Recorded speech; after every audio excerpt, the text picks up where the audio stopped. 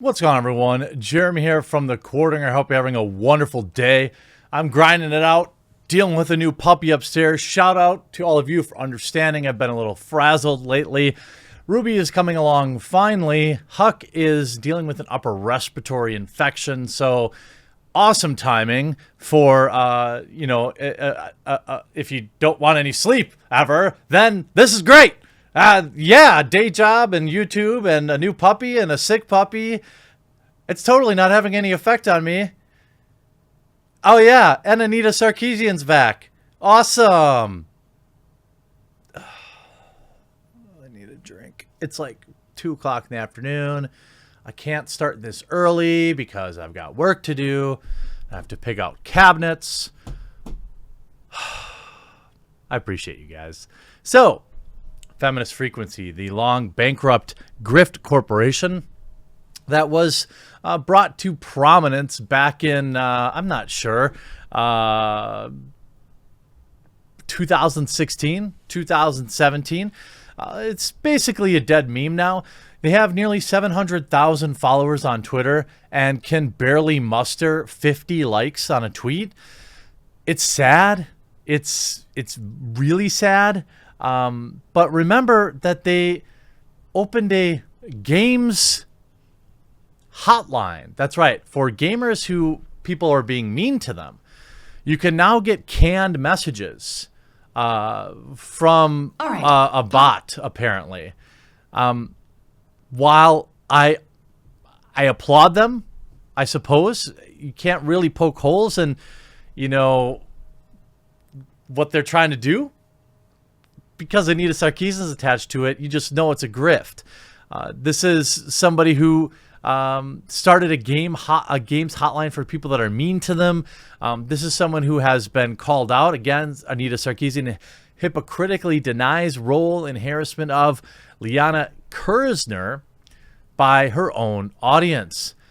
This is early this year.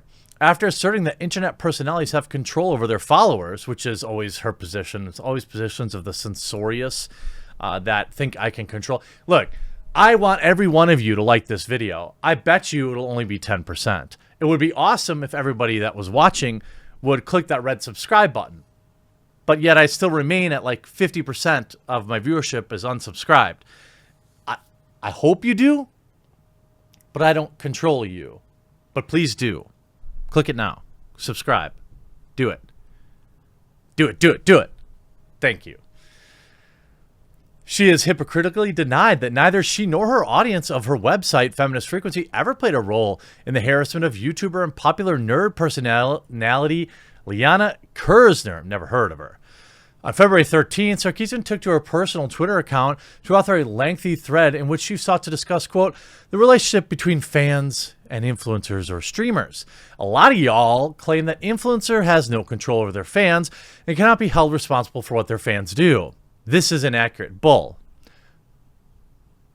There is no actual evidence to support what she's saying.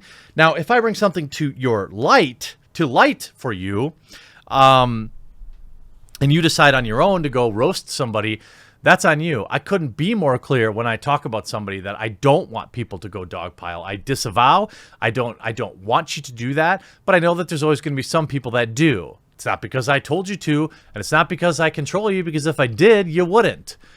She noted, granted, these are probably the same people who claim that media has no influence on us, so I don't know why I'm bothering where this goes, but proceeding to explain her argument. Influencers create a culture of space, whether that comment section, social media, Discord, Twitch, etc. They consciously and unconsciously share their values, and fans participate because those shared values, or they learn to share them. So, for a clear example, in the workplace, an all-white male leadership who are not familiar with the experiences of their marginalized employees, nor are they willing to learn, tend to have a much higher toxicity and animosity in the workplace. No data to suggest this. She's just stating it as fact. It's not a surprise that video game companies whose leadership holds toxic values and the games themselves perpetuate those values and also seem to have the most toxic fans and community. Also, again, presented as fact with no actual evidence. This is her grift, right? Believe me, because I have a blue check mark and I was relevant for 6 months, because reasons.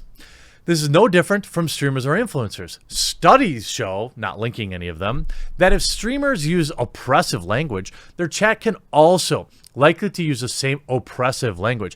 Yeah, but what?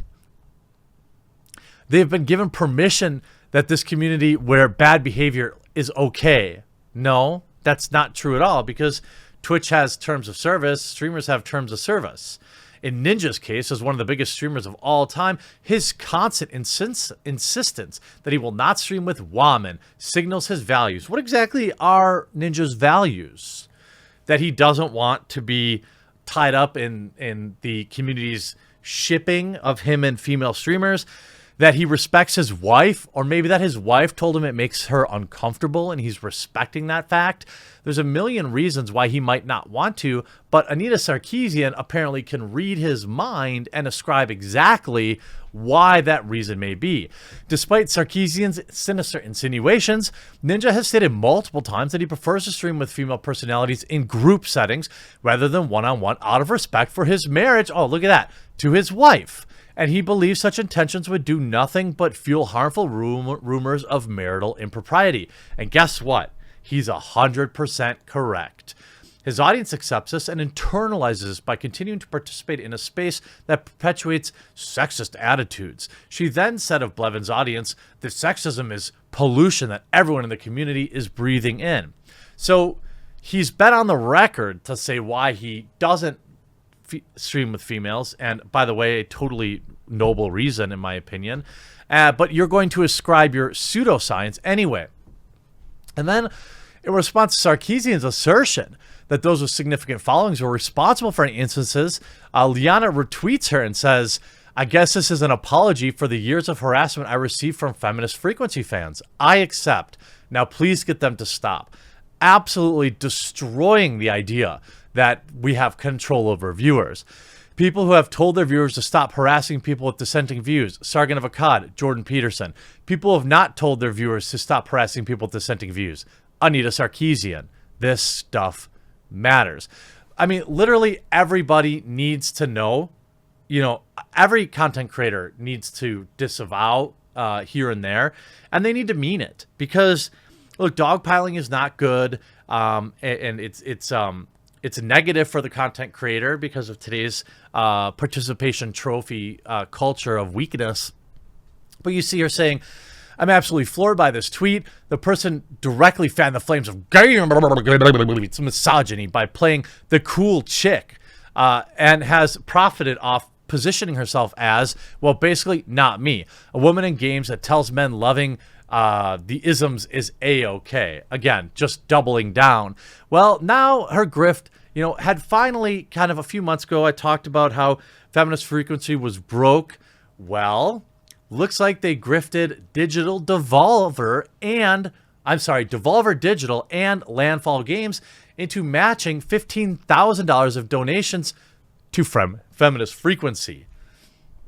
Nonprofit media critique and online support group Feminist Frequency has announced Devolver Digital and Landfall Games will match up to $15,000 in donations for their spring campaign. The Take Down Toxicity with Feminist Frequency. How do they even... Toxicity is real and it's prevalent on the internet, but how does a company with literally no clout, reach, or influence anymore battle that?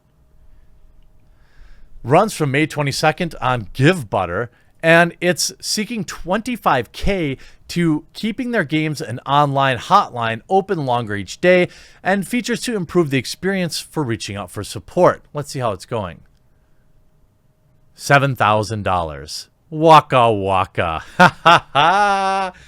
$7,000 of $20,000 goal with only 100 supporters, meaning that's an average donation of $77. I'm going to guess that there's one big ol' simp in here that donated a significant amount of money, because most of these are $25, $50. Here's 100.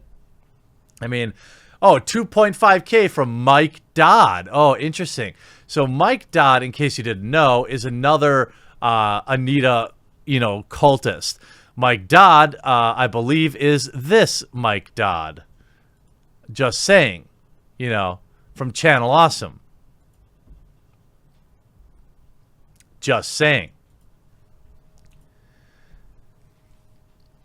So, Feminist Frequency also states that donations up to $15K will be matched by Devolver Digital and Landfall Games. It should be noted that neither Devolver Digital or Landfall Games have made any formal announcement of their support for Feminist Frequency on social media or via press release. Feminist Frequency and its founder, Anita Sarkeesian's Trope vs. Woman YouTube series have long been criticized for the analysis, usually claiming certain tropes in media are sexist, such as those of having attractive female characters, damsels in distress. They have been criticized for that. Oh, so they're back from 2015. By the way, they never finished that series, a series which they raised hundreds of thousands of dollars to create. Feminist Frequency is one of the greatest grifts of our time, at least online anyway.